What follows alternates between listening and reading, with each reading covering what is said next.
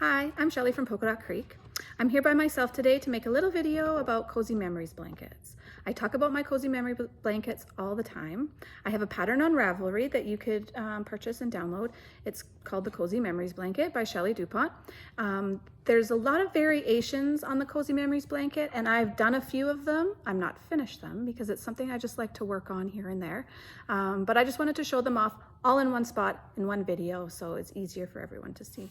We have a lot of questions and new knitters that come into the store, and this is one of the things that we teach them when they're learning. It's easy, they finish quickly, and you get to change yarns quite often, so that kind of is what makes it fun. I have a yarn studio in the front. That is a store that you can come in. We're open 5 to 6 days a week. We're going to be changing to summer hours here pretty soon, so there'll be 6 days a week. And we have a dye studio in the back. So in the front half, we have mostly our yarns that we dye and carry, and then we have a few commercial brands like Cascade and a couple other brands. My mom's cotton yarns. She makes project bags and sweaters. I'm looking at all the things, t-shirts and sweaters, and you can find her as Creek Gardens Crafts on Etsy.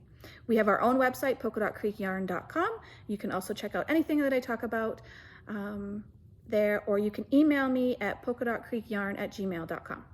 So, Cozy Memories blankets. It's one of the first things I started knitting just to be able to practice my tension and play with the different yarns.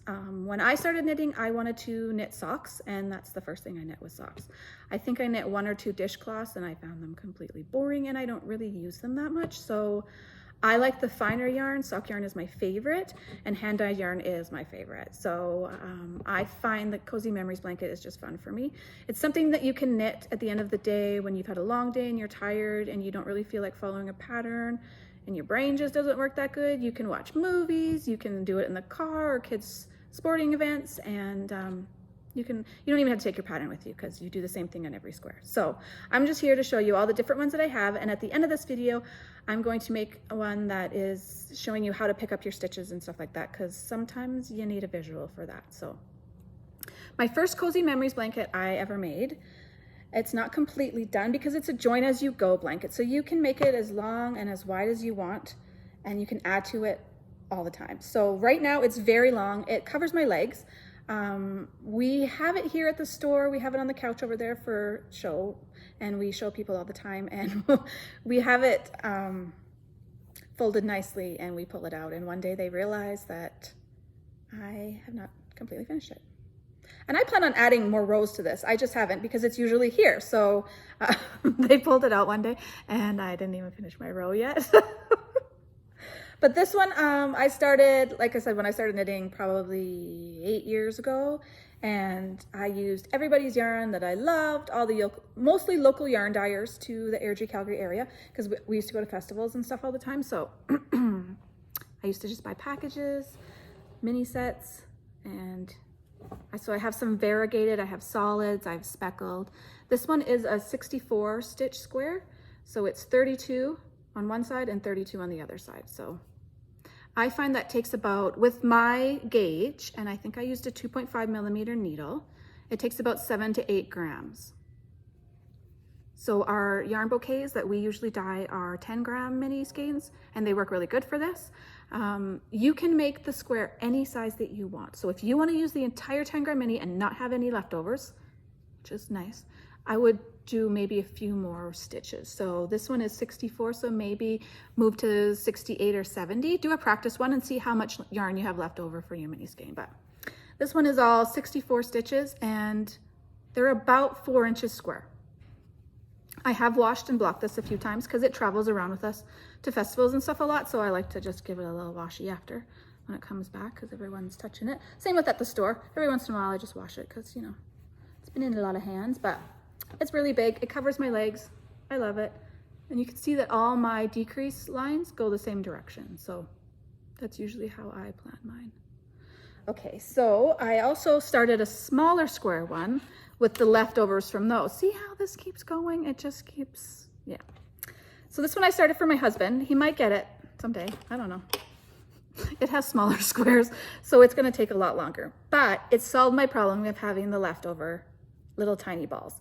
So this blanket is all my hand-dyed yarn. I figured I would make it out of all my yarn because I have a lot of it and I save a lot of it. So every time we make a yarn bouquet or a sock set, I usually keep one for myself. And I take it home and I keep it for reference just so I can, you know, refer back to it. So like next year when we dye Canada Day yarn, I can see, does it look the same? Am I doing what I'm right? Or have I already made this color? Same with bouquets. I like to just kind of have them laid out. It's how my mind works. I need to see stuff. So I know if I've dyed it already or how I can change that one into a different one. And yeah, I always got ideas. I'm the idea girl. So this one is 25 stitches by 25 stitches. So this one is a 50 stitch square. And it's fun too because you're done your squares faster. So you feel kind of accomplished and it's fun to watch it grow and build really quick. But of course you'll have to do more squares, but that's okay. I mean, whatever, we'll collect more yarn then. Now, I used to, when I worked on these a lot, I don't get to work on them as much anymore, but I used to always keep a stitch marker on like each month, and I'm like, oh, look, I did 6 this month. Yeah, well, I think this square is from, well, maybe 2, 3, oh, 3 that I made, I don't know, 3 or 4 months ago. I haven't brought this out for a long time. I've been working on other stuff, but so this one's nice. It's all my yarns, which I'm quite proud of, and it's solids and speckles and everything else, and it's a little bit smaller squares, so there's that one. And then we were at a festival with, we hold our own festival twice a year now. It's called the Creekside Yarn Festival in Airdrie. So our next one is June 10th. It's Worldwide Knit and Public Day. So we'll be having another one and we'll have space for everybody to come sit and knit too. So that'll be fun. But when we were at the last one, and maybe the one before that, our friend Louise from Wool Baron has a Cozy Memories blanket started. And she did one with a frame kind of. So I've showed this before on my podcast, but so this one is a 30 stitch square, so, well, 60 stitch square. So 30 by 30. So you cast on 60 when you start. And so every other row, when you're on the front side is when you do your decrease, which creates this line here, right?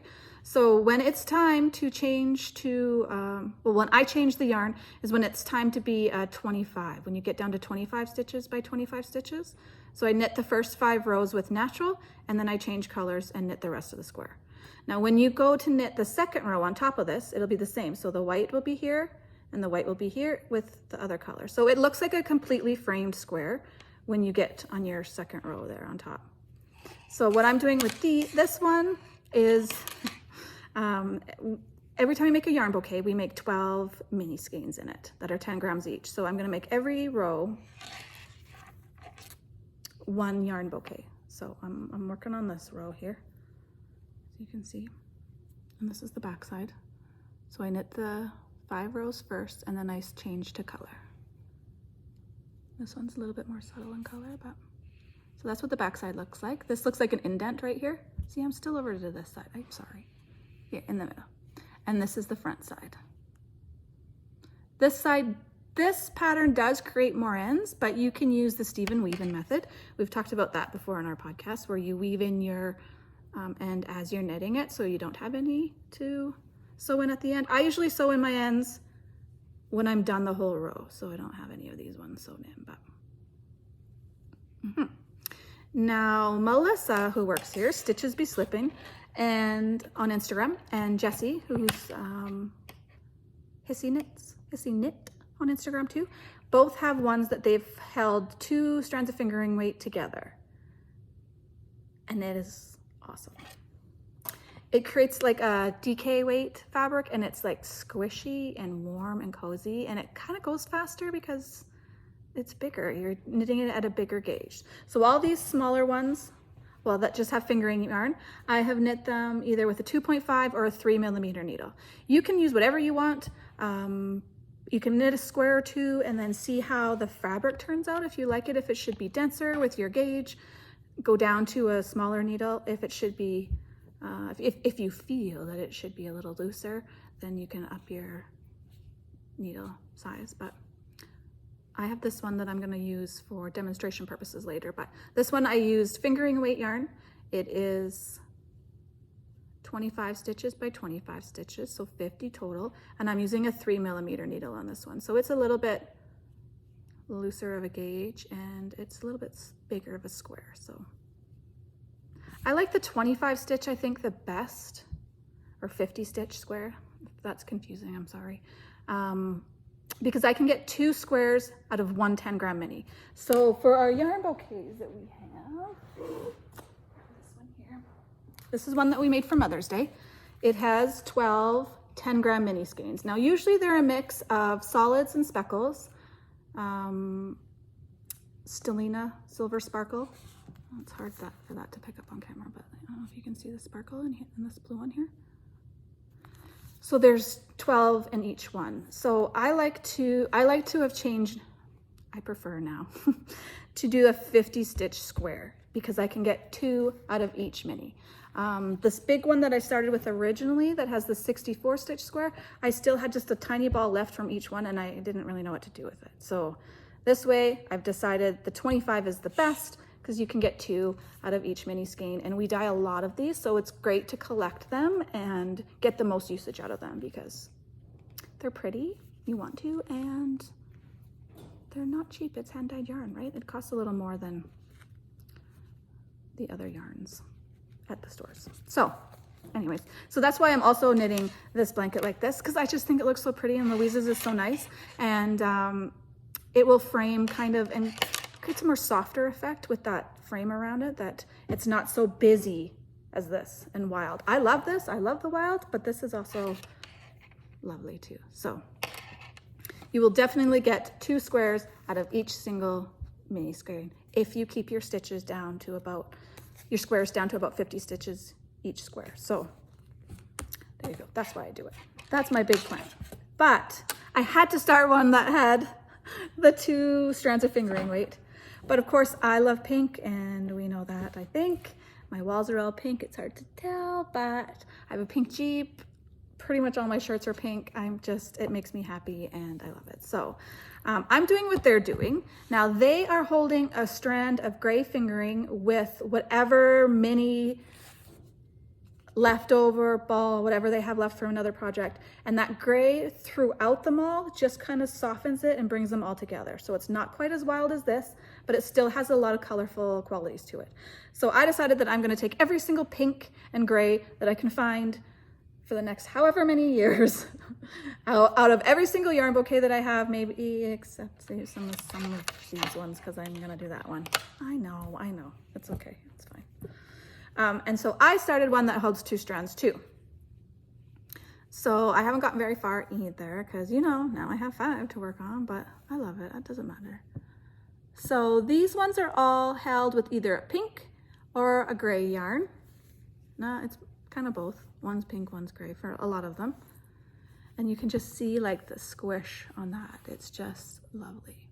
So they do a little bit different technique at the beginning and end of their rows to create this really nice edge. And it's really easy then that you stick your needle when you're going to pick up your stitches for the next square, that you can stick them right underneath both of those, both of those lines there. It makes it really, really, really easy to pick up and quick. That was always something that kind of stopped me from starting my next square was, oh, now I got to pick up the stitches for the next one because I didn't do that before, and you just have a little edge like that. So I would go in and pick every bump up, which is what you do, but it just takes a little bit longer and it's a little bit hard to see, especially if it's night and it's kind of dark.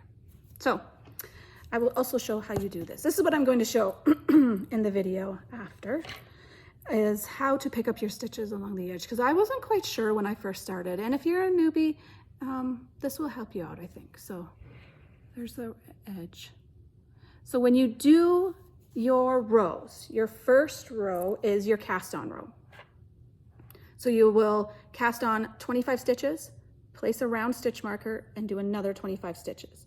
The next row is the wrong side row. You knit all of those, just knit. Now, before you do any row, whether it's a wrong side row or a right side row, the first stitch of your row is always slipped knitwise.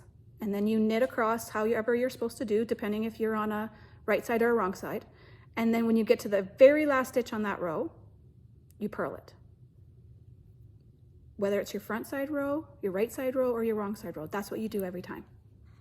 And that will create those edges on either side of your square, and it makes it the easiest way to be able to pick up your stitches after. Now the back looks a little different then, because you can see that these lines here, these are the rows that are picked up. Those are the stitches that show on the back. So that looks a little different than this one. So I guess it's your preference, how you want to do it. You don't see that row like that on that one, as you do on this one. So, and I will go snip those ends a little closer when I'm done, but that's how it looks. I think it looks cool. It looks like quilting to me again, because I love the quilting. That's the front side. So all of your decrease lines are going the same direction. My pattern and the way I do it goes right to left. It might make more sense for people to go left to right. I'm not sure, but with my pattern, it's right to left. I don't know how I started or why I started that, but that's how I do it. Anyways, so I also love to crochet. I learned to crochet when I was a little girl from my grandparents. Both my grandmas crocheted. And so when I knit this one, I still have half a mini skein left. Ooh, let's go to the right side. It uses even less yarn of the mini skein because the first 5 rows are done with the natural yarn, right? So I had still like half a little ball left from that mini skein. So I am knitting, crocheting, I'm probably gonna say that 100 times wrong. A corner to corner square blanket where you join as you go as well, with the same colors and the same row. So if I hold these up, you can see they're the same colors in the same order, which is fun. So I have it saved on my phone here. Let me look for you what the pattern's called. So the crochet one is called Corner to Corner Gingham. And this is her name down here. I don't know if you can read that. I will put it in my show notes below, but now hers is called Gingham because that's the patterning that she used with her colors to make it a gingham, and I just didn't. That's all. I just did whatever I wanted. But I liked her pickup method. I liked her join as you go method. And she has a very good, like, I don't know, 5 or 6 pages of that pattern to help you visually know where you're going and how you're doing it. So, yeah. And I did it, let's see, 1, 2, 3, 4, 5, 6, 7. So mine is 7 by 7. And that uses just the right amount of yarn, and I don't have much left. I have just very little, tiny little, maybe 1 yard left. So that's how I get the best use out of my yarn. And I love crocheting. Crocheting is fun to do once in a while, and switches the brain, and it's nice. It's pretty. So whether you're a new crocheter or a new knitter when you come in, these are some of the things that we kind of show you what to do. And you can come into knit night then, you can bring it, we can help you. We also have one-on-one classes. So if you really, really want to have one person dedicated to you and sit down with you and help you figure it out, book a class with one of our instructors. We have a very, very good instructor named Karen, and Susan's very good too. And they both work part-time. So depending on when your schedule is and when their schedule is, you could book with them, and they'll help you out. So yes, anything really. So I also want to show you on Ravelry, there's lots of scrappy blankets, and they're all fun. Like you can just do a granny stripe blanket with your minis. A lot of people do that. It's really nice and easy for yourself. If you have a lot of advent calendars or yarn bouquets or leftovers, then yeah. This one is called the Jelly Roll Blanket. It's by Kay Jones of the Bakery Bears. This one's really nice too, and it's just knit stitches. So you just go back and forth and you make your rows, and it's great. And they always look nice. I also have one of those started, but this is a Cozy Memories tutorial one. So we are going to have a big plan for 2024. We are going to do a knit along with this blanket. It's a Cozy Memories version. It's called Stitch in Time, and it's by the Bakery Bears too. Enough yarn, so 9 mini skeins to make your own square. And they're going to be color families. So like the first one will be pinks, the second month will be purples, the third month will be oranges. I'm going to make mine so every square is a color family, every big square. The little ones in between, like this one's gonna be all purples, this one's gonna be all pinks, and so on. You don't have to do that. You can mix them up if you like. You can do whatever you like. You don't have to knit this blanket at all. You can make a jelly roll, you can make your own cozy memories, whatever you like. We're just gonna offer the subscription that every month you will get a new package of minis in the mail and some goodies to go with it. So you don't have to worry about it. We'll have you set up on the website. Now, pre-orders for those won't start for a few months because we're gonna start mailing them out so you have them starting in January. So it's a January to December 2024 club, a monthly subscription for mini skeins. They will be 10 mini grams each, so the cost will stay low. They'll be like a mini bouquet. So you'll only have 9. This one's our new Canada Day one that comes out on Friday, May 19th. But yours will be a color family if you choose to join. So 9 mini skeins, 10 grams each. They're all fingering weight. You could hold it double with gray, silver, sand, natural, and have a giant squishy one like this by the end of the year. You will have, well, 12 times 9, 100 and something minis. So that'll get a really good start, depending on the size you want. You can make them really big squares and use up your whole 10-gram mini if you like. This pattern by the Bakery Bears, you have to purchase it separately. And I'm not sure what her square sizes are, but I think they're around the size of this one, the little bit smaller one, because you will have a group of 9 and then the border around it that you knit. So by the time you do all 12 months, you'll have a nice size blanket. And you can keep adding to that. It doesn't have to be just 12. You can use your own scraps and mix it up and do whatever you like. But that's what we're planning for one of our plans for next year. That's fun. And then you can do whatever you like. You can have enough left over from those 10-gram minis to make a smaller one, or you can make great big squares, like I said before. Like you can, my original one here that is 64 stitches, you could make it 68 or 70 and probably use up the whole 10-gram mini and have bigger squares. And that's fun too. You could totally do that. That'd be great. But I'm gonna work on this stitch in time. I've always wanted to do it. I've had it saved in my Ravelry library for, I don't know, 5 years or so. But like I have a million projects and I don't care because this is my fun thing and it brings me joy and it makes me happy. And it's my little reward at the end of the day for working hard or getting through a rough day or whatever. It just makes me happy. So yeah. So when I knit this one, I find 2 balls. This is my DK one, I guess you can call it. I mean, you can use DK too. You don't even have to use fingering weight. I just seem to have a lot more fingering weight because a lot of the patterns I pick and socks that I knit are fingering weight socks. So I use 2 balls. I make sure that I have, I think for this size square, I need just over 5 grams of each color. And I hold the 2 strands together and knit them. So yes. So recap again. Cozy Memories blanket that has the 2 strands, so you can see the 2 different colors. I usually like to pick a solid color and a speckle together. I think it's fun. And then you can mix and match every time with a different solid or a different speckle, and it will look different. So you can do lots of color combinations. The ideas are endless for that. Okay, so this is the squishy one. And it looks like one colorway, like you don't even know what it was before, right? But it's cool. And that's the edge there. Okay, this is the Cozy Memories framed with the natural. And I've seen this done with gray or like a sand color or a black, and it pops so nice too with the black too.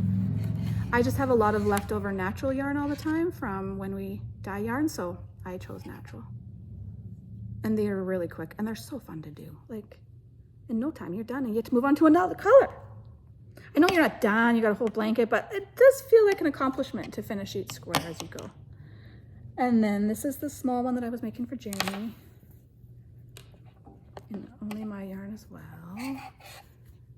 These are the 25 by 25 squares. So it looks like just random, no thought, just pick one out of the bag and go for it. Even pink, because then he said it reminds him of me. So there you go. I was gonna do manly colors, but I don't have that many, so whatever. And what are manly colors? What does it matter? It's cool. It's supposed to be all colorful, right? He likes gray. That's a lot of gray. And then my big one that you'll see on the couch all the time. It has solids and speckles and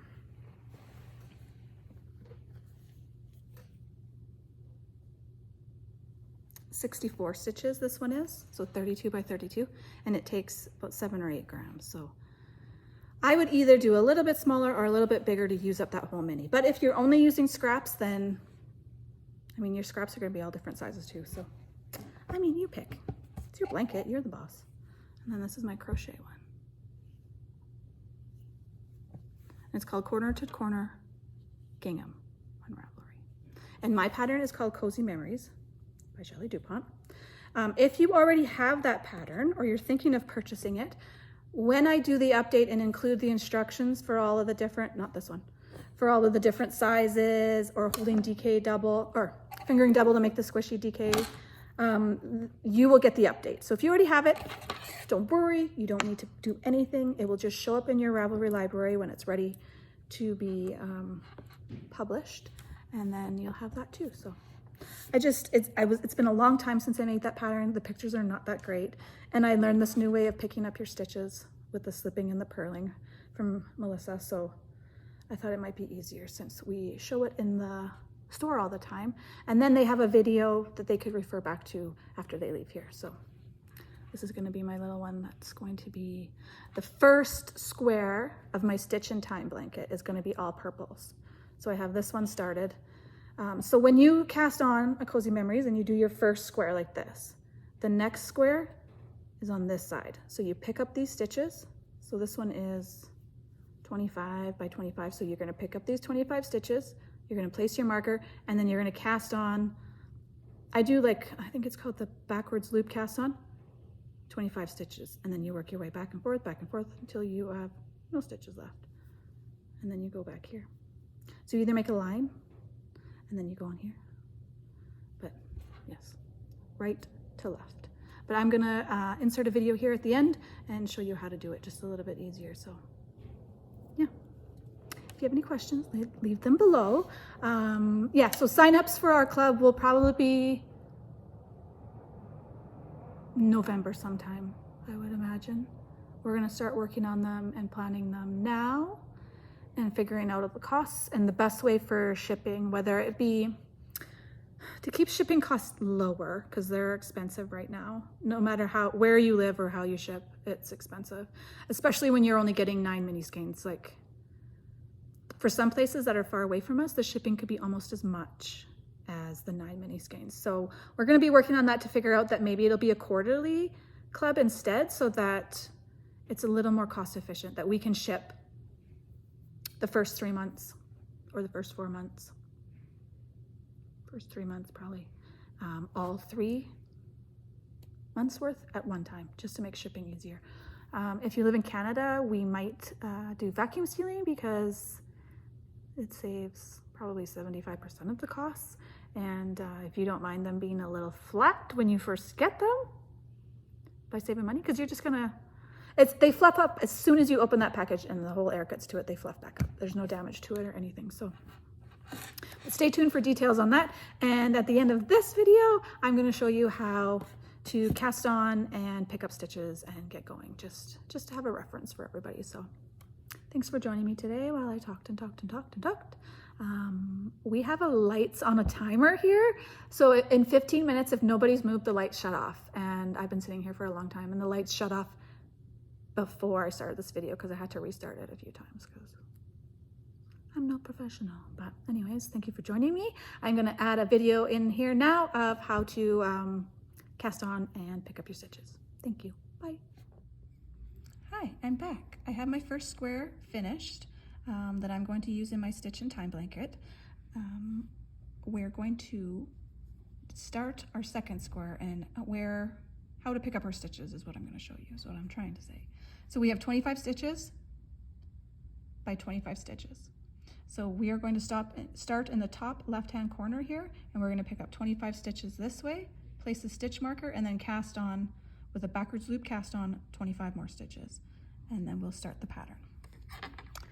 So what you need is a little round stitch marker. That's where your middle point is, so you know easily where to do your decreases for your front side row. So this first stitch or two is hard to know where to go, just because it gets kind of stuck together. So I just kind of find a spot. And as long as you have the right amount of stitches in every square, when you pick them up, it's okay. You won't even know. So I split that. So you want to pick up. Don't use your tail. And we need 25.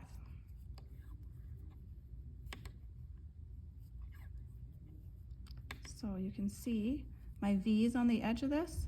You want to go under those V's, under both legs. Makes it really easy to pick up those stitches.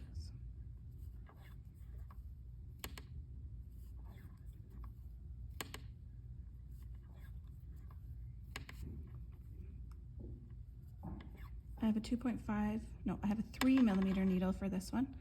This is a 12-inch cord, and with Chagu they have these bends, which I don't love. I usually like to use my Signature single point needles from Signature Needle Arts, and they're my favorite. And they're lightweight and they're smooth, and they have any kind of tip you want with any kind of end you want, and they're lovely. They are a little bit more pricey, but they are well worth it. So that's what I usually use, but I left them at home, so I just grabbed these for now. So we're moving on down here. We need 25 stitches picked up. It's nice to use a real contrast color for your next square, because it's easy to see where your stitches are when you pick them up. But do whatever you like. The first time's always the hardest, and then it gets easier.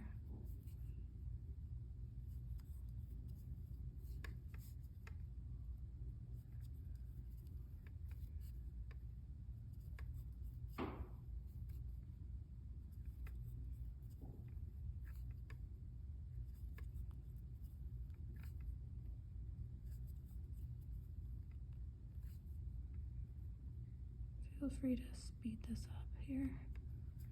This is kind of boring, but okay, let's count 22, 4, 6, 8, 10, 12, 14, 16, 18, 20, 24. So we just need one more, and we have 25. Okay, we're going to place our marker because we're at the middle point, and we're going to cast on 25 stitches, backward loop cast on. If you have a different one you'd rather do, go ahead. This is just how I do it. So we need 25 of these.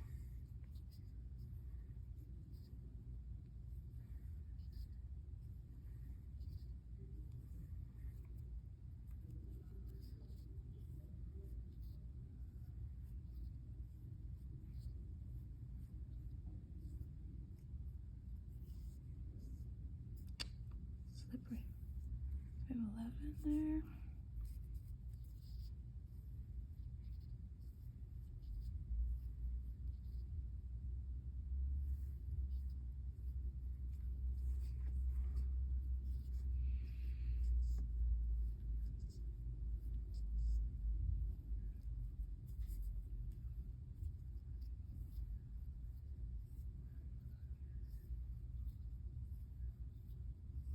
Okay, 25. So this is how it's going to go here. Like that. So your next square is going to be built this way. So we're going to flip.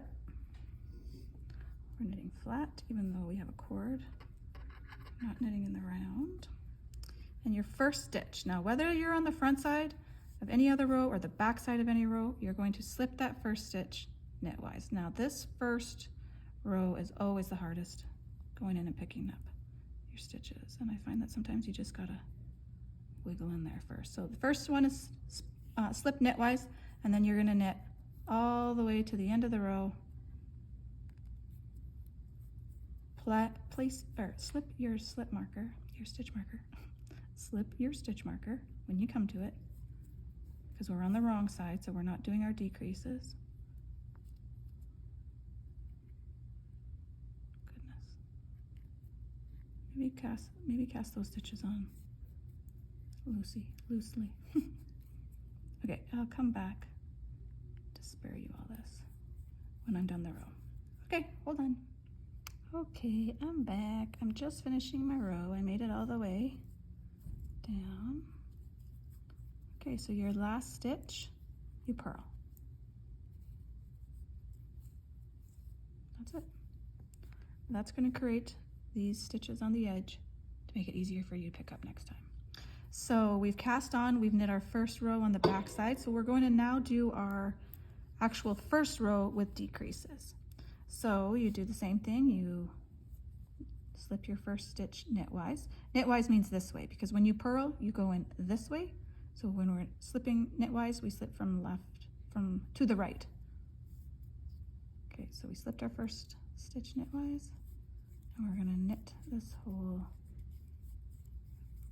row until 2 stitches before that stitch marker you placed. Yeah, these needles are not the funnest. I recommend single point needles or a little bit longer cord. They're probably at home sitting on my counter, right where I left them.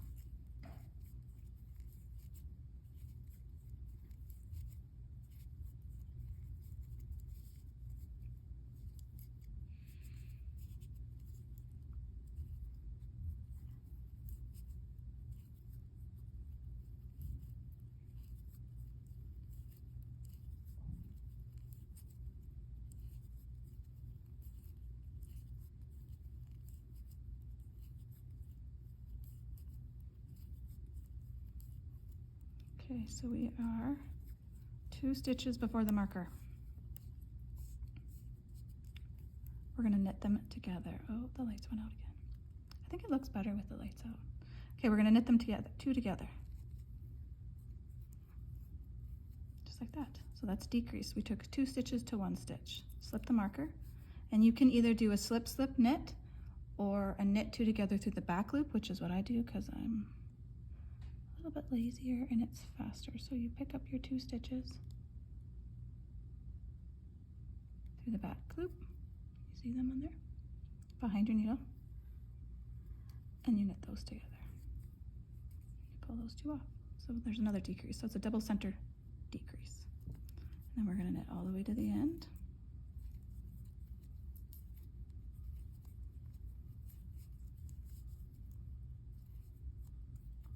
Until we get to that last stitch.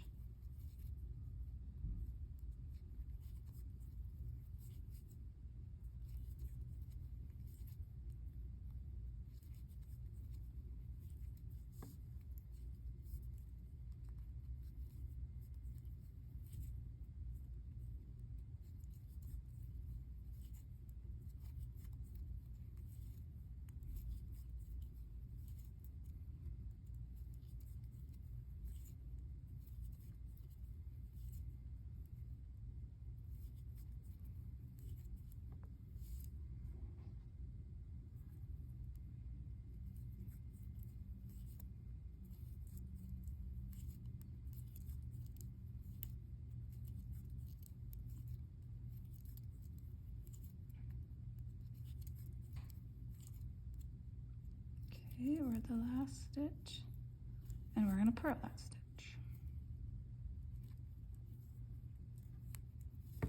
Like that. Okay, so right side row we just did is always where you do your decreases.